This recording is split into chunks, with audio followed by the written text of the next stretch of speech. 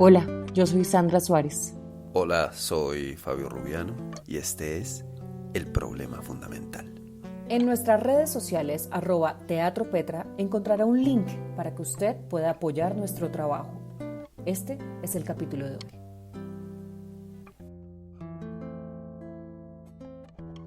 Hombres y mujeres comediantes, payasos, payasas, cómicos. Cuando hablamos de humor y de clown hay mucho tema, pero hoy estaremos concentrados en la gente que está en escena, en los que ponen la cara o en este caso la nariz. Hablemos un poquito de la comedia y del chiste. La comedia, como usted bien lo dice, vamos a hablar de la gente que está en escena, porque hay muchas comedias y hay historia de la comedia, pero no, vamos a hablar solamente de la gente, hoy no vamos a contar ninguna obra. Yo creo que quien se dedica a la comedia no tiene muy claro que se está enfrentando al género más peligroso de todo el arco dramático de nuestro trabajo. Porque cuando se es comediante, cuando se es payaso, cuando se es cómico, uno se pone ante el público con una sola tarea: hacer reír. Yo soy comediante, soy cómico, soy payaso, soy eso y me paro y me subo en un escenario para hacer reír. Entonces hay una sola medida para que eso funcione. Es si la gente se ríe. Nada más aterrador que un acto gracioso, un chiste, un gag, un movimiento ensayado que debía provocar risa y solamente produce silencio. No, ya me dio angustia este capítulo. Sí, es muy angustioso. El mal chiste, el gag o el evento que tiene un fin humorístico y no lo logra es terrible. Entonces puede estar en dos registros, en lo que es mal llamado la bufonería, Ujú. que no tiene nada que ver con los grandes bufones de reyes y reinas. O sí tiene que ver, pero solo con cierta derivación, con la derivación mala. El bufón es el origen de una gran cantidad de trabajos de comediantes y de cómicos, hombres, mujeres. Y hay gente que se dedica a estudiar la risa. Hay gente dedicadísima a estudiar la risa. Uno de los más famosos es La risa de Bergson. Ujú. Bergson hace un estudio sobre la risa que es como una de las Biblias para estudiar la risa. Y hay otro que tal vez no es tan famoso, pero que a mí me parece muy interesante y es uno que se llama Tratado sobre la risa de Laurent Joubert. Es un tratado del siglo XVI y él es un gran estudioso, él era médico y médico del siglo XVI. Y, y es un gran estudioso de la risa y lo hace de una manera muy seria. Voy a leer algunas cosas del prólogo, no nos vamos a detener en el libro. Sí, voy a leer algunas cosas, no del prólogo, del índice. Entonces dice, tratado de la risa, de sus causas y todos sus accidentes. ¿Cuál es la materia de la risa? Los hechos ridículos, las palabras ridículas, cómo se agita el diafragma por la risa. Pero Un momento que esto es no, muy serio. es que estoy pensando en cómo se agita mi diafragma mientras reacciono a eso. Cómo por la risa se hacen arrugas en la cara e incluso alrededor de los ojos. Cómo la risa produce la tos y hace salir por la nariz lo que estaba en la boca. Coronavirus. ¿Cuál es la verdadera definición de la risa? De la risa malsana y bastarda. Otro capítulo, estoy leyendo al azar. Si el niño se ríe antes del 40º día de su nacimiento. Si se puede reír durmiendo. Como cierra el libro es qué males causa la risa pródiga y demasiado prolongada. Y el último es si alguien se puede morir de risa. ¿Qué? Entonces, el tratado sobre la risa es con unas intenciones muy serias, pero resulta siendo muy chistoso. Entonces lo que yo siento es que es muy buen título, porque él ha tratado de hacer un estudio sobre la risa. Venga, cuando a uno le hablan de comedia, inmediatamente comienza a pensar en personajes, en figuras de la comedia. Para usted, ¿cuáles son esos referentes, esos que salen de una vez? Yo creo que todos siempre pensamos en la misma persona cuando se habla de comedia, y es Chaplin, que es un grande, es histórico y todo eso. Buster Keaton, Whoopi Goldberg, Rowan Atkinson, Mr. Bean. Entonces uno piensa en comediantes así. El famoso en este momento, por ejemplo, que es el Joker, que ha sido hecho por una gran cantidad de actores y que no necesariamente han sido comediantes, sino que han estado con cargas dramáticas, pero que se han metido a esto. Entonces uno dice el Guasón, que ahora está tan de moda por Joaquín Phoenix, que estuvo antes por Heath Ledger, que ahí estuvo Jack Nicholson, pero el gran Guasón era el de la serie de televisión de los años 60, que era hecho por César Romero, de origen cubano-español, aunque nació en Nueva York, y uno de sus papeles de televisión famosos fue el Batman. Es el que sale, es el Guasón del Batman, de Batman y Robin, donde salía en el que ahorita tiene muchísimos memes. Él es quien instala toda la gestualidad que usaron todos los que siguieron. No solo hay hombres, hay mujeres, y que no son tan famosas. Hay una actriz cómica muy famosa, una rusa, pues famosa en Rusia, se llama Faina Ranevskaya. Me llama la atención porque es escogida como una de las 10 grandes actrices del siglo XX de Rusia, y era cómica. Y hablo de Rusia porque ahí uno empata con los payasos rusos, que son los que para muchos, y cualquier payaso se lo puede corroborar, de las mejores escuelas de payasos del mundo están en Rusia. El más famoso payaso ruso es Popov. Tiene un número, de hecho lo pueden encontrar en YouTube. Entonces el número del payaso Popov, hay uno que hace con una luz como en los años 60 tal vez o 70. Es un número que hace con luz y que lo repite cuando él ya está muy viejito, en 2010 o 2016, si mal no estoy, repite el mismo número, pero ya muy viejito. Es uno de los números más famosos. Bueno, más atrás, en los orígenes, están, y siguiendo con los rusos, todos saben quién es Pedro el Grande, que fue zar de Rusia, y como dicen, emperador y autócrata de todas las Rusias. Él tenía un bufón que era portugués, que era Jan Lacosta, que según estudiosos era uno de los grandes bufones de la historia. Ahora que usted habla de los bufones, ese trabajito no es nada fácil. ¿A qué se somete, a qué se arriesga esta persona que es bufón?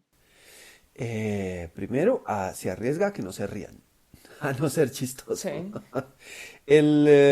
Pero también, digamos, ante la opinión pública, un bufón puede ser visto como servil, como lambón, el que hace reír a los poderosos. Pero tiene otras particularidades dentro de los riesgos de ser bufón. Es que hace reír a los poderosos o a las poderosas, incluso burlándose de ellos mismos, burlándose de los o las poderosas, dejando ver como el vacío que es el poder. Por lo general, la gente que se dedica al humor, a la comedia, al oficio de bufón, al oficio del payaso, es gente muy inteligente. No todos. No todos. No todos. Entonces, tiene la capacidad de transformar, si usted está dentro de los ámbitos de poder, siendo bufón, porque estamos en bufones, tiene la capacidad de transformar esa información rígida, exclusiva, como burocrática de las cortes, de lo palaciego, a la que tiene acceso, porque siempre está en palacio, a convertirla en un lenguaje accesible y claro para la población. populariza el pensamiento de la monarquía, el pensamiento crítico sobre la monarquía, sobre los poderosos, sobre el poder. Se ríe de lo que nadie es capaz de reírse. Y en la cara de poderosos o poderosas, nadie tampoco tiene esa facultad de hacerlo. Y como decía el de ¿se puede uno morir de la risa? Él, así como puede hacer morir de la risa a alguien, él también puede morirse si provoca risas que no vayan a ser bien vistas en el poder. En Colombia hay algunos ejemplos de quienes han muerto por hacer reír. Por hacer reír, sí. Para cerrar este punto, uno podría decir que la característica más poderosa de un bufón es la insolencia. Ser insolente es como el punto más determinante de la construcción del bufón. Traigamos un poquito más hacia lo local el tema. Siento que nuestro humor es bien particular y diferente al que vemos en otras partes del mundo. Por eso quiero que hablemos un poco de nosotros, de lo que nos reímos. Nuestro colega y compañero Mario Escobar nos enseñaba una cosa muy interesante, y es que el payaso no tiene moral. En el momento en que actúa, no puede hacer un juicio moral respecto a lo que hace. O sea, él puede caminar sobre niños, puede quemar incendiar a la mamá, o comerse un hermano, o comerse a su gato, y no puede haber moral en ese aspecto. Entonces, nosotros tenemos una herencia gigante de humor. Y en digamos, para poder concentrarla, no voy a hablar o de humoristas o contadores o contadoras de chistes, que hay una gran variedad, que tienen todo mi respeto, pero en el sentido tradicional uno no puede decir que sean actores o actrices. Estoy hablando en el sentido tradicional. Yo no podría asegurar que crean personajes dentro de una construcción dramática. Puede que de vez en cuando sí, pero no es el eje de su carrera. Bueno, ¿qué actores y actrices tienen entonces en mente? Hay uno, para no irnos tan lejos, hay uno muy famoso de los años 40, 50, 60, que se llamó Campitos. Carlos Emilio Campos, pero es conocido como Campitos. Y era bastante crítico del sistema político, y siendo así llenaba teatros. Formó parte de la Compañía Nacional de Teatro, cuando había Compañía Nacional de Teatro en Colombia. Criticaba mucho sobre todo a Rojas Pinilla, a la época de la dictadura de Rojas Pinilla. En ese momento él era bastante crítico e interpretaba el personaje de Rojas Pinilla. Le ponía otro nombre, pero todo el mundo lo identificaba. Si venimos más para acá, pues uno conoce a Héctor Ulloa, que fue Don Chinche, a Hernando Casanova, que era Eutimio, el Gordo Benjumea. Sí, pero que estaban más al lado de la televisión. ¿Y si lo traemos al teatro? Al teatro, digamos, hay comedias que han sido muy exitosas en la historia del teatro reciente, en los últimos 30 años en Colombia, y actores y actrices que estuvieron ahí.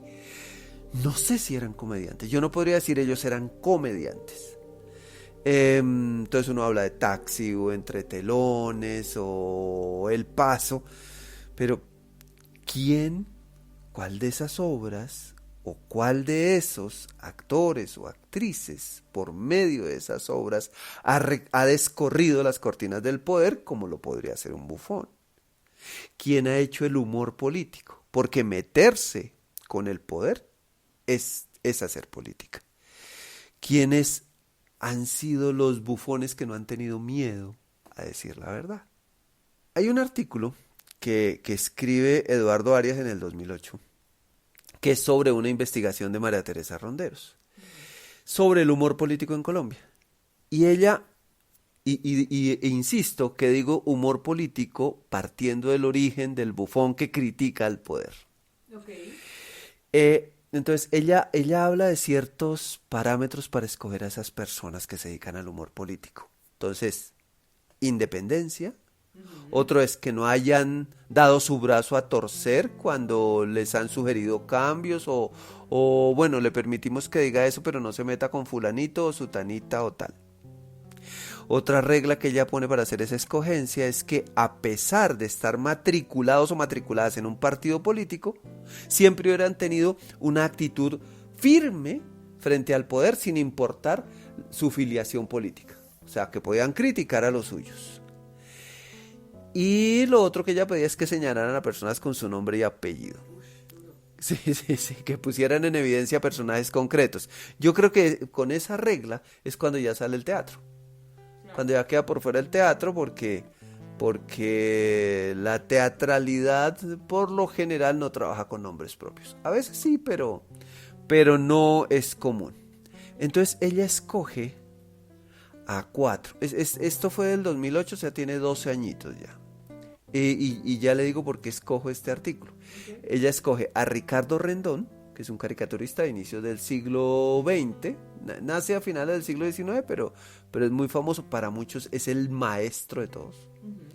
Lucas Caballero Klim, que es escritor y periodista, que es el hermano de Eduardo Caballero Calderón, o sea, es tío de Antonio Caballero, este combo de Caballeros Land. Héctor Osuna, que es un caricaturista que nace en 1940, todavía está vivo, de una filiación conservadora, él es católico y godo, dice, pero por sus caricaturas parecería que fuera una persona de izquierda, pero es laureanista. Jaime Garzón, no es necesario presentarlo, y Vladimir Flores Blado.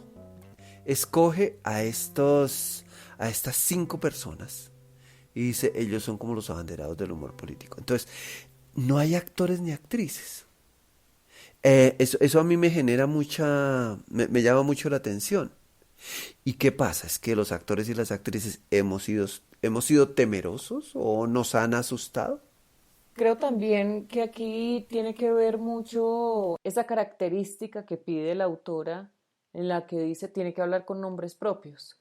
Creo que eso hace que salgan de una vez todos los teatreros, como usted lo decía antes, porque los teatreros cumplen con el resto.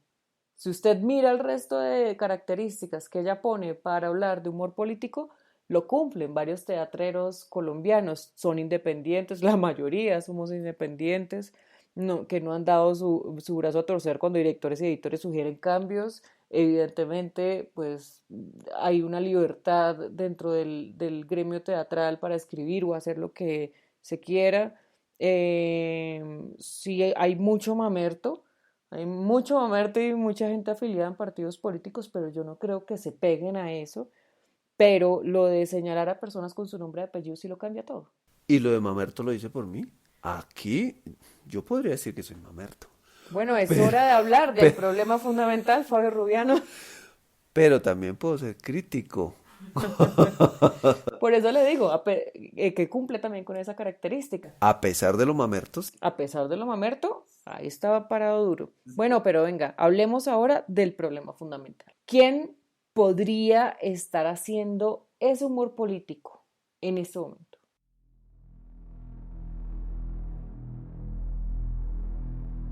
Volviendo a eso del nombre propio que me quedó sonando.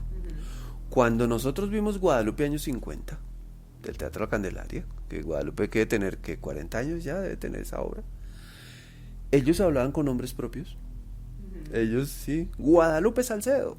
Ellos hablaban de Guadalupe Salcedo, hablaban de quiénes están en ese momento en el poder, daban ciertos nombres. Obviamente no era de la actualidad porque era algo que había sucedido hacía muchos años. Entonces sí hablaban con nombres propios. Para responder a la pregunta, ¿quién podría estar haciendo ese humor político? Yo quisiera decir el stand-up comedy.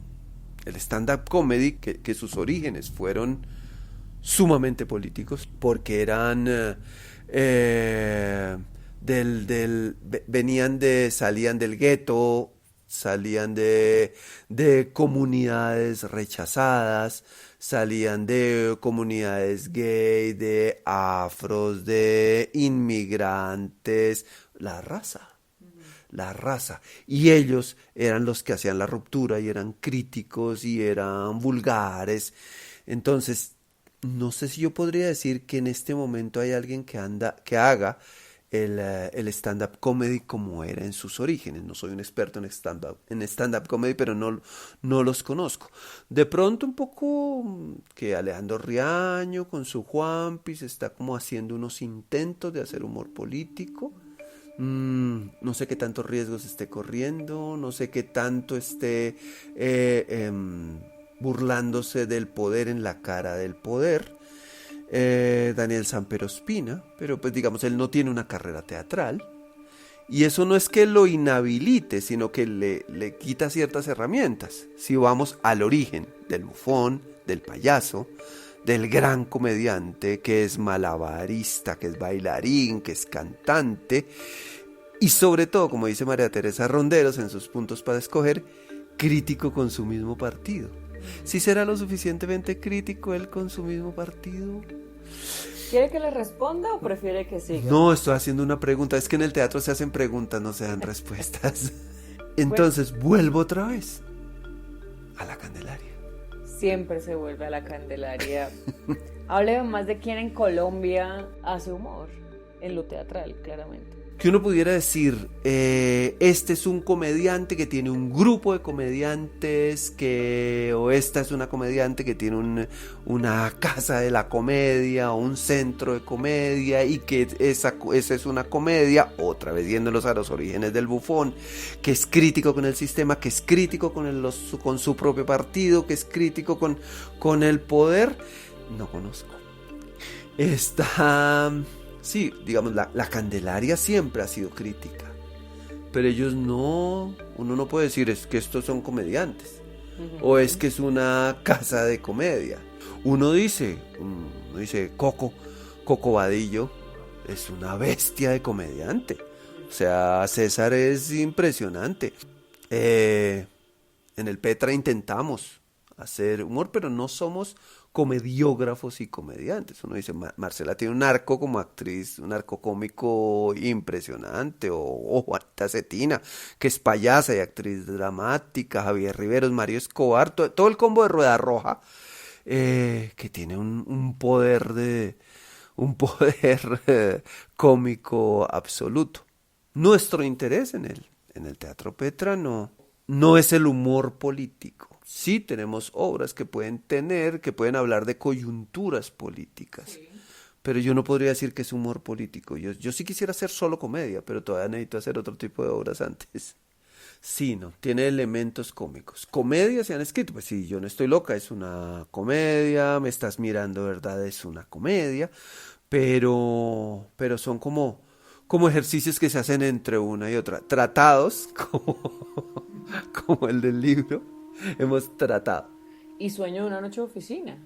Y Sueño de una noche de oficina, por supuesto, que es de Jack Tugmanian, que tiene una vena humorística impresionante. Bueno, es de Shakespeare, pero Jack Tugmanian la hace.